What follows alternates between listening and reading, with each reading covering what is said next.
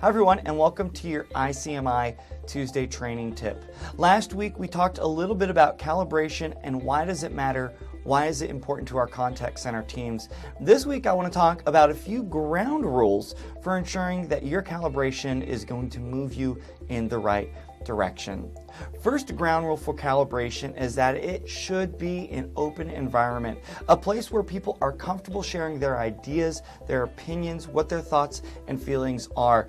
The whole idea behind calibration is for people to have a safe place to ask their questions, to give candid feedback on what they would do, but more importantly, for everyone to reach agreement on what's the right way to move forward. And so that's ground rule number one, is create an open environment. Ground rule number two is avoid being confrontational. Now, I know we all have ideas, we all have thoughts, we all have opinions of what we would do. But when we're in calibration, it's important for us to let our teammates finish their thoughts before we jump in with what we think is wrong about that idea, or what we would change, or what we would do differently. So before you would explain your position, just take a few moments and hear your teammates out. It's so important in calibration that everyone's opinions are able to be heard. Ground rule number three is when you're in that calibration process, you absolutely must talk about the facts of what happened during the interaction, not your feelings about the interaction.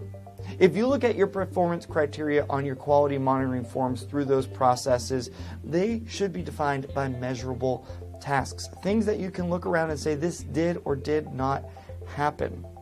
So keep your discussion, keep your focus of calibration on what can be taught, not what you're thinking, not what can be thought about, but what can be taught to the agents to actually ensure that you're improving their performance. Ground rule number four is to ensure that your decisions that you're making through this calibration process are for the benefit of your program. Ensure that the choices that you're making, the decisions that are being had during those things, benefit the overall success of the program. In other words, don't make a decision just because everyone has become tired of an issue. We're so tired about hearing about this thing, or we're sick of seeing this continuing to come up. Don't just make a decision because you're tired about that thing. If you can't come to the right decision of what's going to be best for the program, it's better to postpone making a decision rather than hastily making one just so you can stop talking about it. Ground rule number five is to enforce compliance.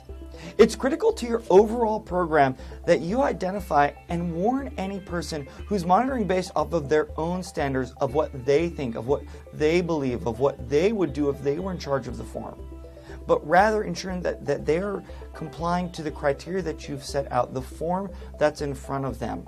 A calibration process is no good if you have coaches, if you have quality monitoring team members who are going rogue on their own criteria. So part of the calibration process is to ensure that you're enforcing the criteria of your quality monitoring form. Ground rule number six is do not give up. Sometimes this process will get difficult. Calibration is not easy. Sometimes it will get difficult. Sometimes people may be ready to throw their hands up in the air and just quit calibrating, quit the process altogether. But believe me that perseverance will pay off. Remember, the calibration process is not a sprint, it's a marathon. Hope you'll join us back next week as we look at how do we have our tips to ensure that our calibration process is truly successful.